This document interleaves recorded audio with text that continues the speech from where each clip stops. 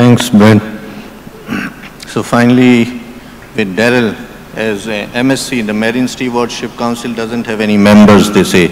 It's a very general kind of organization working on standard processes. But same is not the case with the RSPO, which is in fact trying to increase its membership.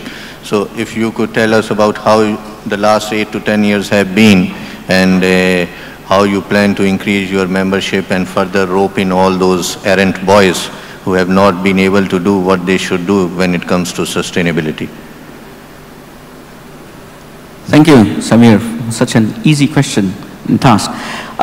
Thanks to the panelists for accepting my invitation. It's been great to have you here. Great to have discussions last night.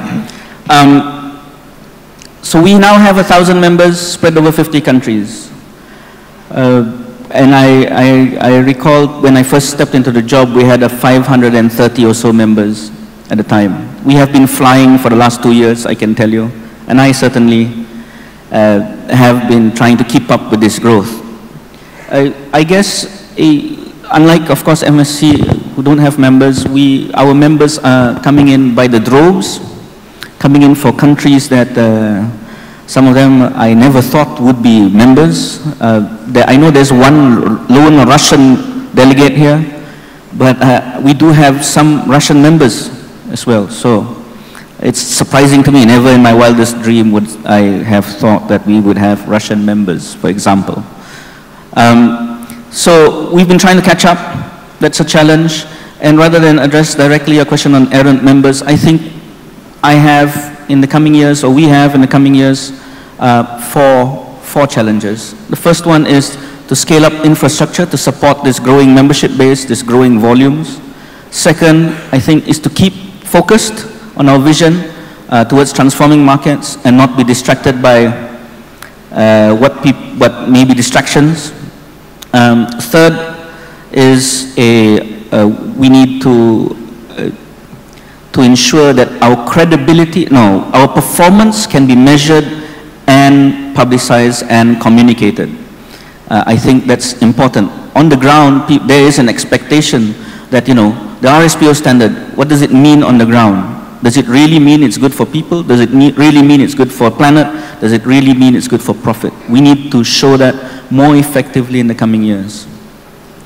And I guess last would be that we need to collaborate more across initiatives, because there's, as Nick says, there's a lot of learnings, and the challenge is coming together to continuously improve ourselves.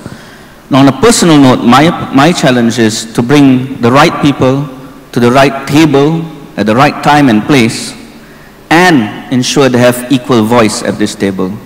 That, for me, in my job, is a big challenge, and I think it'll feature largely in the coming years. All right, thanks, Daryl. So Augustine, I want to check with you. You would have been following the palm oil production growth, the problems they are facing. So from your perspective, because here most of the people who have been looking at it are already palm oil stakeholders. You are from the soybean side. So what is your view on what palm oil plantations can do which they have not been doing so far? It's an outsider's perspective to some extent, that what they have been missing, which you think they should be doing, and in which your organization can set an example, probably you have been doing in your case. It's a difficult question, because first, I'm not an expert in palm oils to give an advice to palm oil producers. And the other issue is that we are copying more the RSPO than what they can copy from us, because we are kind of new. And it's completely different, the model of production of soy than in palm, according to what I learned just from the previous session. Conceptually, almost 100% of the growers of soy are outgrowers, as per the definition of I heard today, because not all of the growers of soya are related specifically to one buyer, and they have a free option of selling their soy every year to different buyers. and in a range of 40 kilometers, or in one city in Mato Grosso, you have 39 buyers of soy. So even if you're a smallholder, you can choose in between 39 buyers in one day. So the situation is completely different. It gives a lot of free of options to the farmer. That's an advantage for the farmer. But it's also a challenge for building sustainability chains, or sustainable chains, or responsible chains, because the buyer, if they invest in one farmer, they are not sure of receiving the return of their investment of that farmer, because that farmer then can turn back and sell to another one. So in that sense, we have different challenges than from RSPO, and that's why it's much more difficult to engage big players and invest in the farming side. So I'm not in a position to advise palm growers on what they should do, copying the soy growers, because it's a different world. We are trying to cooperate in some issues. We are learning from each other, but the products are not so similar, and it's kind of not replicable, the model of soy in palm in 100%. Sorry, I did not answer your question, but that's okay. But do you think a soya farmer can go to a consumer and say, look, my soybeans are more sustainable, broadly speaking, than palm oil in general? Is it possible that you are more sustainable when it comes to the sector? Because I'm not talking about micro enterprises. You can say whatever you want, then it's up to the consumer, believe you or not. But in terms of soy, the soy is an indirect ingredient in the chain, and it hardly arrives to the consumer as a soy product, maybe soya milk or some tofu or some other things, but 80% of a bean is meal protein that gets converted into meat, milk, eggs. So at the end, the consumer does not know that the influence about the soy use, even less than in palm oil. So our work is more a business to business than a business to consumer. And again, the farmers everywhere in the world, they think that they are the most sustainable ones in each of the countries that you go. And if you ask them about their sustainability behavior or responsible behavior, they all think that they are sustainable, or they all think that they are responsible, until they see the standard and they understand that there is a learning process and something that they need to change, and that it's about knowledge and about responsibility and how to tackle both things. But if palm is more or less sustainable than soy, it's a discussion that has no sense. It's not about the product, it's about the way of producing. Yeah, there's the way of producing, whether it's palm oil, soya oil, or maybe even a marine product. But as Daryl said, one of the challenges facing RSPO would be collaboration. And I think collaboration in the forestry sector is a better way, because forestry and oil palm plantations, or maybe forestry in soybean growing areas of Argentina and Brazil, is something which overlaps. So Alistair would be in a good position to talk about collaboration, which Daryl has raised. Yeah, we talk a lot about issues where we can collaborate. For us, we have there's fundamental differences with RSPO. A lot of them is to do with the way our members look at forest conversion. So under FSC, forest managers are not allowed to convert natural forest into a plantation. And that's kind of a fundamental thing of our membership. So in some cases, there's quite a lot of conflict between palm oil producers and forest managers. And that is a problem sometimes between RSPO and FSC when you're looking at, trying to collaborate.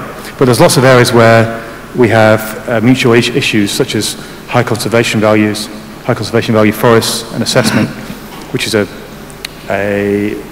area that we developed with our principles and criteria back in 1994, 1995, that's now being used far more widely. And so ensuring this consistent use of high conservation value forest concepts is very important for the credibility of that term. And that concept is important for us, but it's important that other people who are using that concept use it in a similar way to us to maintain the credibility of our system. Similarly, we work a lot with the issue of free, prior and informed consent. And we've done a lot of work on defining how you do that and how you measure that and how you use that in standards. And making sure that that's done in a consistent way is also important for the kind of the wider credibility of all the schemes that we work on. If we're trying to align ourselves with other schemes and some of the schemes that we're working with are seen as not so credible, then it damages us all. So to try and make sure that everything is as sustainable or responsible as possible is good for us all to maintain that credibility. Yeah, that's a good point. But is the Forestry Stewardship Council already working with RSPO on forestry-related issues, how to prevent deforestation, which comes sometimes at the expense of when we are initiating oil palm plantations? Is some kind of an activity or coordination in some areas already going on? Is this already there? I am not aware. Sorry about that. There's some informal discussion, but informal. Not, as far as I know, there's not kind of a formal forum where we collaborate on standards development and other things. We work a lot together with, a lot of our members are the same members as RSPO. So WWF or Unilever or these guys, they're all members of us. So there's lots of crossover in the membership. And then the way that the standards are implemented with chain of custody and other things there's lots of synergies in how that's done. And then increasingly we're seeing a lot of collaboration with certification bodies.